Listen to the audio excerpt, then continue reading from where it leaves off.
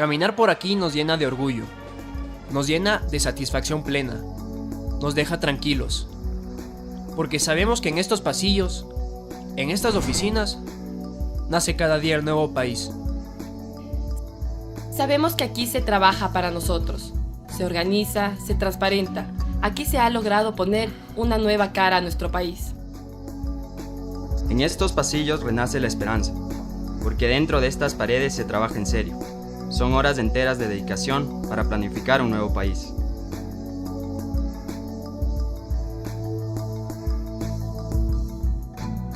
Pero no siempre fue así, no siempre hubo esperanza, no siempre se trabajó para nosotros, para todos. No siempre el país fue tan ameno como lo es hoy. En estas mismas oficinas, en estas mismas salas, en estas mismas paredes, la vida era otra. Y nos la contaron bien. En estas gradas, un presidente bajaba cada media hora para decir, dentro de su desesperación, todo lo contrario de lo que sostenía antes, y en realidad le iba peor tras cada aparición. El país tiene garantizada la tranquilidad y la paz ciudadana. Muchas gracias. Señor presidente, ¿usted se considera como un expresidente de la República? Señor presidente. Nuevamente el presidente va.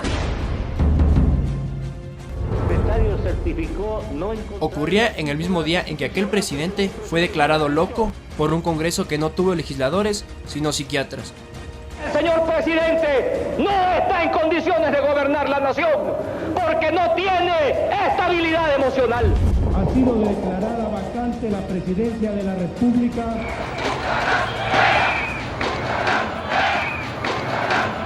Los líderes políticos y el doctor Javier Alarcón.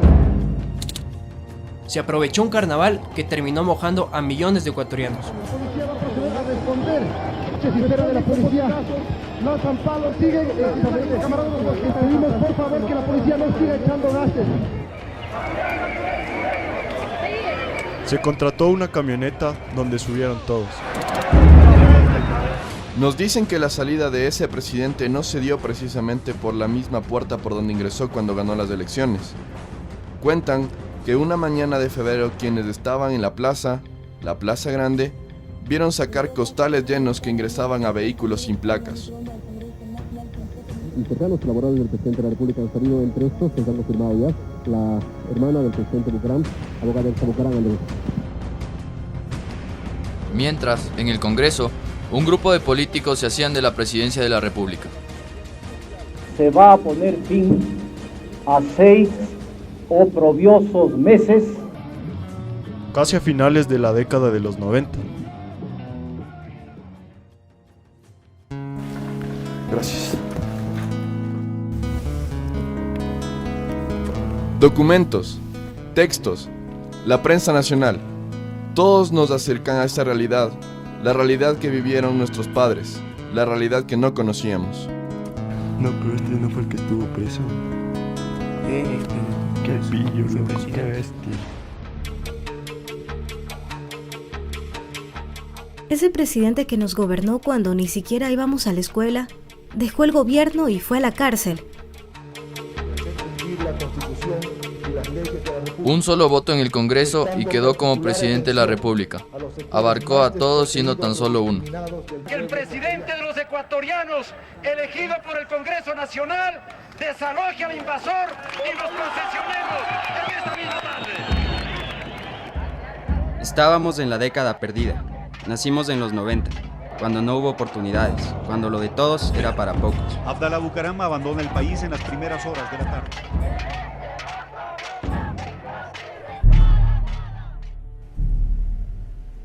Nos cuentan que aquí un presidente quiso privatizarlo todo. Nuestros padres escuchaban el festín de las telefónicas, negocios en los que participaron hasta los medios de comunicación que siempre callaban. Todo era solo para ellos. Y ellos eran los únicos beneficiados. Solo entre ellos se ayudaban. Solo entre ellos se rescataban. Solo entre ellos se entendían.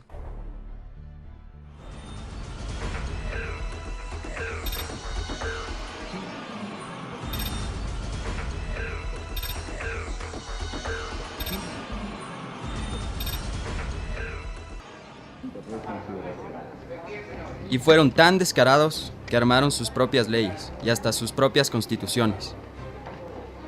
En un cuartel militar armaron una constitución para salvarse entre ellos. Hicieron marchas, se pusieron crespones negros en el pecho y dijeron que nunca se iban a huevar. Ustedes me conocen. Yo no me ahuevo jamás.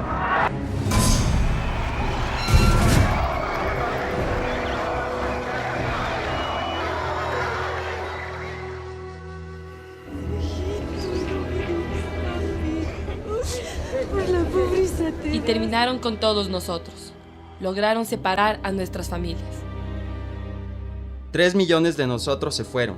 Aquí ya no había nada seguro. No hubo quien nos salve porque se salvaron solos. La partidocracia arrasó con todo y no quedó nada.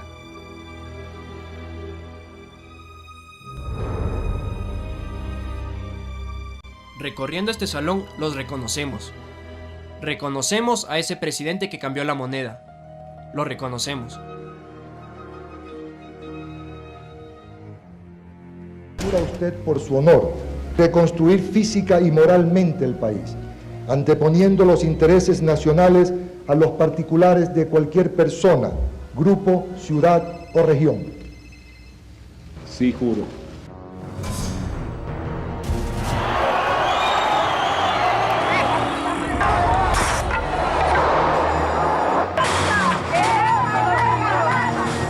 Y quitaron la plata, se la cogieron. Está analizándose una posible ayuda, ¿sí? Esto significa que habrá la garantía absoluta de que los cuentaahorristas y cuentacorrentistas del banco tendrán el respaldo del gobierno nacional. Este es un momento para nacer, no es un momento para morir. Si ya no tengo con qué mantenerles, si ya no voy a tener con qué mantenerles, entonces ¿para qué? ¿Para qué quiero mi vida? Cambiaron la moneda cuando ya nadie tenía un sucre. Y es un sentimiento que se vaya la plata así tan mal. Es un momento para curar, no para herir. Con la idea de que ya tenían reunido alguito y ahora imagínense con todo lo que nos quitan y nos hacen perder. Revisando los archivos, ahora lo entendemos mejor. Sin bancos hasta el viernes. Cerraron todos los bancos, guardaron los ahorros de nuestros padres, nuestras familias quedaron casi en la calle y sin plata, debían pagar por nuestros estudios, porque de ninguna escuela era gratuita. Ahora veo que fue súper injusto. Estamos en un caos bárbaro, yo no sé, este Magua nos tiene fregados.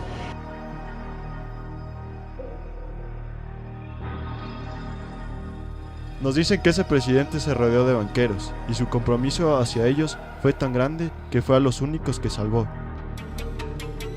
Porque los demás, la mayoría de ecuatorianos, nuestros padres, quedaron sumidos en la pobreza. Nunca hubo tantos pobres en el país y quienes estaban al frente de la política económica ni siquiera se inmutaban. Engaños, engaños y más engaños. El ir a una incautación es el antimercado. Está fuera, completamente fuera de la filosofía de gobierno. Pusieron a personajes claves en todas las administraciones para autoprotegerse. En la gobernación del Guayas, y más tarde cuando estalló la crisis, un banquero estuvo al frente de la dura política económica. Lo llamaron superministro, el asesor económico más cercano al presidente que aterró el Sucre, el asesor más cercano al presidente que guardó los ahorros de nuestros padres, y dicen ahora que fue el presidente que salvó a los banqueros. Eran nuestros primeros años de vida. No sabíamos qué pasaba. Todo era oscuro, lleno de ruido. Ahora sabemos que todo fue un engaño. El gobierno jamás va a incautar, jamás va a confiscar las cuentas de nadie. Reclamamos nuestro dinero. ¿Quién se lo ha robado? El fruto de mi trabajo honrado en 84 años. No vamos a tocar un centavo de nadie. Y mintieron a nuestras familias. Ese presidente se fue y con él los banqueros. He llegado a la conclusión de que el sistema de dolarización es un saludo para el Ecuador.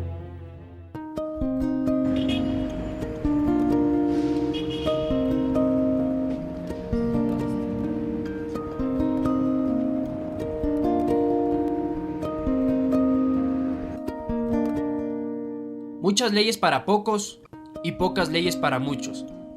Así se manejaban aquí, en esta sala. Eran los dueños del país, y aún se los escucha. Cerdo miserable, cerdo miserable, cuernudo de mierda. Quito en la historia, Quito, te indulgan por maricón. ¿Sabes por qué? Porque me acosté con tu mujer que tiene cara de hombre. No. Estúpido. Eres cuernudo porque eres onanista. Anda al diccionario y pregunta lo que es eso. Onanista. Tu mujer te dice eso. Por una ley prácticamente se mataban. No parecía un pleno de legisladores. Parecía una sala de ring donde el más fuerte era el que ganaba porque pegaba mejor. ¿Quién lo agredió a usted, doctor? Jacobo Bucaram. Les movía otro tipo de intereses, no el popular, por cierto. No lo vimos, nos lo contaron. Por aquí se arrastraba, se insultaba, se agredía. Tají intentó protestar. Momentos en que el diputado runtosista Villamagua lanzó un cenicero contra aquel. Señor, que vean los medios de comunicación. Señor, que vean lo que me han hecho. Se manejaba un país al vaivén de las mayorías políticas. Mayorías que siempre eran las mismas. Mayorías que aprobaron todas las leyes que nos llevaron al despeñadero. Y no se cansaban de gritar.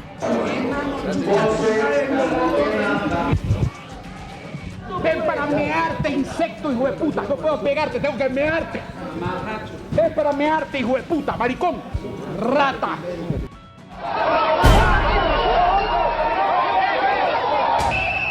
Nacimos de un país sumido en el caos.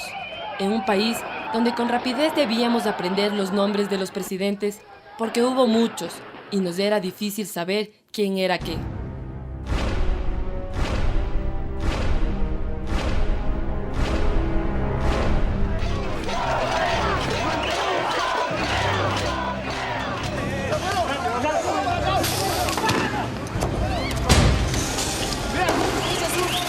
Se farrearon la nación, bailaron encima de todos, hicieron que sus familiares los acompañen a gobernar, metieron a hermanas, cuñados, sobrinos, primos, tíos hasta de embajadores, y nada bueno salió de ahí. Usaron los bienes del Estado a su antojo. A ver, Napoleón Villa. Aunque Napoleón Villa no es funcionario público, utiliza bienes del Estado como si lo fuera. El fin de semana se movilizó en el helicóptero de la policía hacia San José de Minas. ¿Cómo está? Buenas tardes. Encantado. Fue el presidente que se hizo pana de los norteamericanos. Y fue donde Bush para ofrecerse. Nosotros le hemos dicho que queremos convertirnos en el mejor amigo y aliado de los Estados Unidos. Hace poco me contaron que ese presidente fue seducido por la banca que cubrió todas sus espaldas y llenó todas sus expectativas. Llegaron donde el presidente Bush y Lucio y sus asesores, los asesores del más alto nivel. Los mismos asesores que ahora se presentan como demócratas, como personas recatadas, pero son los mismos que en la Casa Blanca, allá en Estados Unidos, dejaron a nuestro país en manos de Bush. Ahora vemos en los archivos a banqueros como Guillermo Lasso, entregándose a los intereses de George Bush, de mano con el presidente que meses después fue votado por nuestros padres. Un presidente que nos entregó al Fondo Monetario Internacional y que para cubrir los apetitos de la banca nos dejó embargados, subiendo la gasolina y todos los servicios. Todo estaba por las nubes.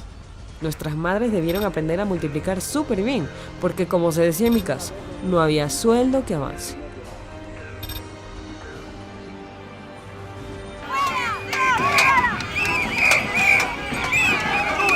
Ya no éramos tan chicos y algo nos acordamos.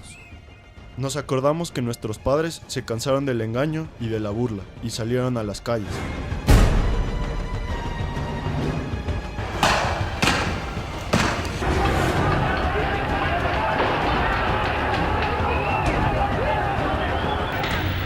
Ahí está, bala. Fírmela a ese. Ya le estoy grabando. Se cansaron.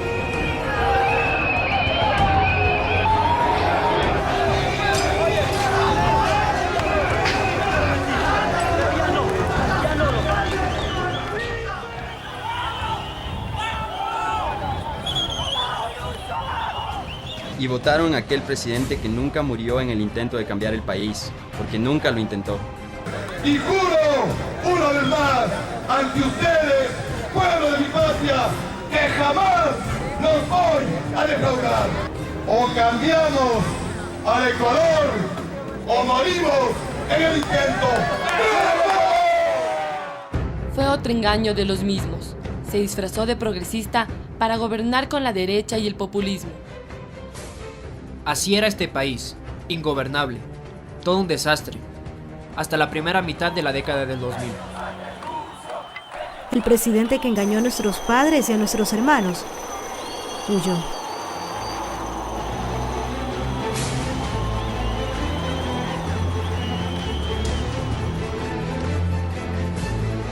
Dicen que ese presidente fue tan entreguista que tras haber estado asilado en Colombia y en su regreso a Ecuador para permanecer preso en el penal García Moreno, dio cuentas a los Estados Unidos de sus movimientos, y tal como lo hizo hace meses con el presidente de la Casa Blanca, con el presidente Bush. Ahora lo hacía con la embajadora norteamericana, que lo llamaba a pedirle cuentas en el mismo avión que lo traía de regreso a Quito semanas después de su caída. Al parecer, tenía la costumbre de reportar todos sus movimientos a la embajada de Estados Unidos. Ya le pongo, ya un momentito, por favor. Aló, aló, aló, aló, aló, aló. Los forajidos, como se les denominó a nuestros padres, conocieron a un Nobel político que rápidamente se ubicó en el corazón del pueblo. Yo soy de la escuela menos común en los actuales momentos en economía, la escuela del sentido común. Y soy el forajido 0908813512. Nos cuentan que fue uno más de los que protestaron contra el dictócrata, como se llamaba ese presidente que traicionó al pueblo. Yo soy un dictócrata. Ya recordamos qué pasó después. Bebé, aquí está cuando él ganó el Correa, ven a ver. Oye, ¿qué a lo este, señor? Es buenazo, presidente. A ver, ¿qué dice? Enseguida nos cayó bien. Desde el principio vimos que era un presidente joven, un presi bacán. Queremos ya un presidente joven que ame la vida, que enfrente la muerte, la tuya, la mía, de un perro. El país que conocemos es muy diferente al que acabamos de descubrir en los archivos, en las fotos, en las conversaciones con nuestros padres. Muy diferente al país de nuestra niñez cuando ni siquiera se podía viajar con seguridad, en medio de carreteras destruidas. Ahora se llega seguro a cualquier lado, porque las vías son amplias, de primera calidad. Mis tíos dicen que antes, a propósito se construían malas vías, porque en pocos años podían volver a negociar y aumentar las ganancias. Era el círculo vicioso de todos los gobiernos. Ahora lo sé. Buenos días, ¿cómo le va? Tiene una vueltita. Se ve lo que ha hecho, buenas inversiones, buenas vías a nivel del Ecuador. Claro. Sí. Queda un gusto ir por las carreteras ahora, ¿o no? Sí, Revolución Ciudadana está en marcha y todo bueno para lo que era antes. Magnífico, todo bien, buenas vías. Buenas carreteras. Toda parte. Yo viajo, imagínense, yo estoy viniendo de Tulcán. Avanza a Santo Domingo, Carlos Santo Domingo, ¿a dónde me voy? Pero todas las vías están buenas. Y hay miles de kilómetros asfaltados y de concreto. Kilómetros que nos llevan a todo lado, que unen al país, que unen familias, que unen regiones. Hola. ¿Qué tal les va? Bien, todo bien, bienvenidos. Gracias.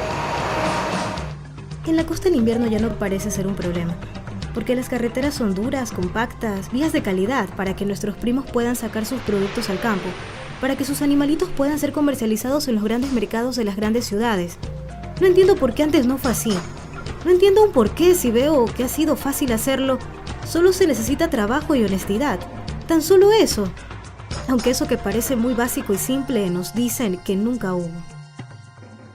Sí estoy en condiciones de pedirles el 10% de coima a las empresas constructoras. Ya fue el colmo, el ministro de aquel presidente que se fugó pidiendo públicamente coima a los contratistas. Yo no sabía eso y me acaban de contar. Ahora entiendo por qué antes nada funcionaba, porque antes las carreteras siempre estaban en pésimo estado, porque antes los puentes estaban destruidos, porque antes las ciudades permanecían abandonadas. Ahora sé por qué ni siquiera habían puentes.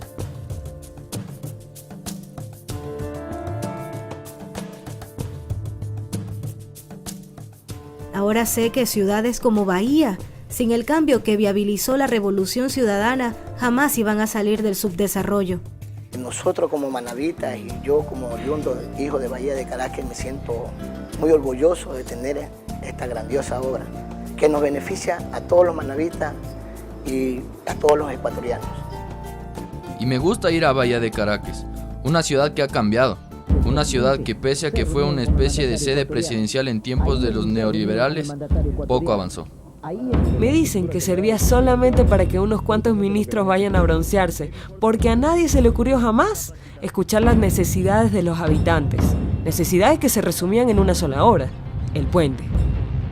Este puente, el añorado puente, una majestuosa obra que se concretó sin mucha bulla, un puente que une a los pueblos, aquellos pueblos que fueron destruidos por los viejos políticos.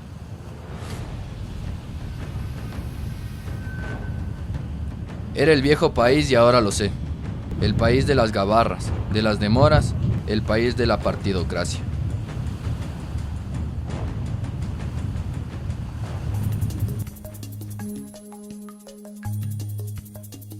Ahora nuestros hermanos mayores tienen envidia de nosotros. Tienen envidia porque hoy la gratuidad en la enseñanza pública es real. Nos envidian porque en el tiempo de nuestros hermanos, gremios como la UNE se apoderaron de la educación pública con chantajes y amenazas.